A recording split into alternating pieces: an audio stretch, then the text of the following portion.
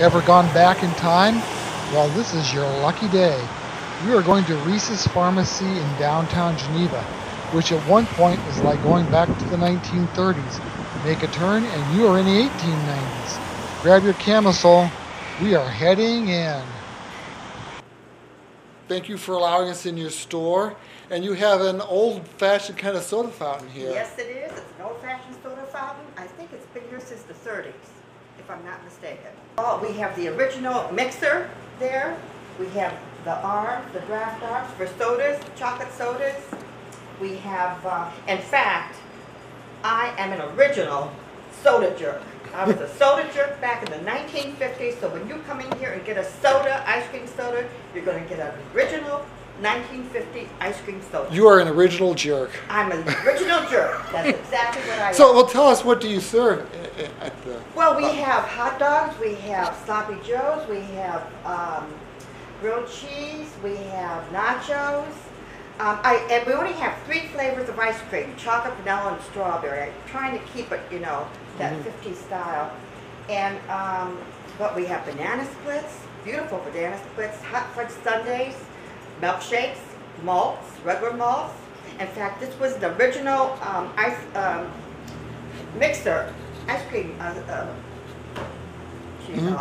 milkshake mixer from, yeah. It still works? It still works. I had it refurbished, right. It was refurbished and it works beautifully.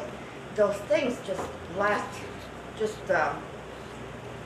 such a long time. Also, let me tell you a little bit about the store itself. This was a working pharmacy from the late 1800s all the way up to the year 2000. In fact, there's a picture on the wall, a black and white pictures with horses and buggies out front showing you then it was a pharmacy. The Rees family bought the pharmacy, I should say, in 1938. They had to close it in the year 2000. Couldn't compete with the other pharmacies, so they decided to close it. We opened it 6 years later. We're trying to revitalize our town, but we do have a museum in the back dedicated to the Rees family.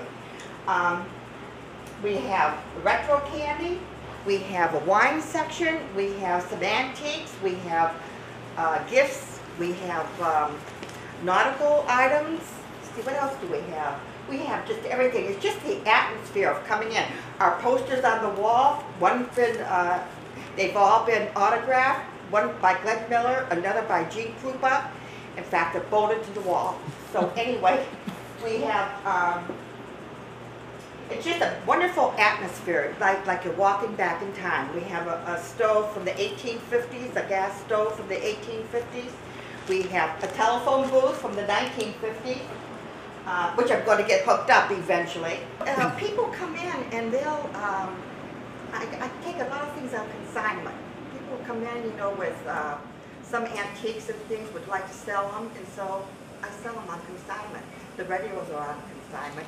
I noticed there were price tags on them. Yeah, but all the pharmaceutical things all belong to the Rees family, and they're not for sale. All the pharmaceutical bottles, the old bottles, the medicine bottles, and all that.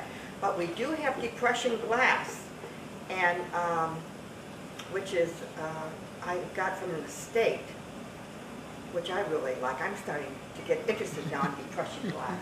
But I try to find unique things. I spend a lot of time on the internet trying to find unique things that other stores don't have, so that when people come in, you know, they get to see a lot of new things. I don't know if you would know or not, but if you walked into a pharmacy in the 1930s or whatever, would this be what it would look like? Well, no. Back in the 30s, it was just half.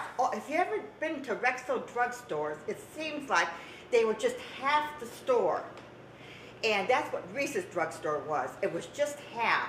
And then the daughter, in 1999, bought this store. This store, when I was growing up, was a ladies' dress shop, and then it was an old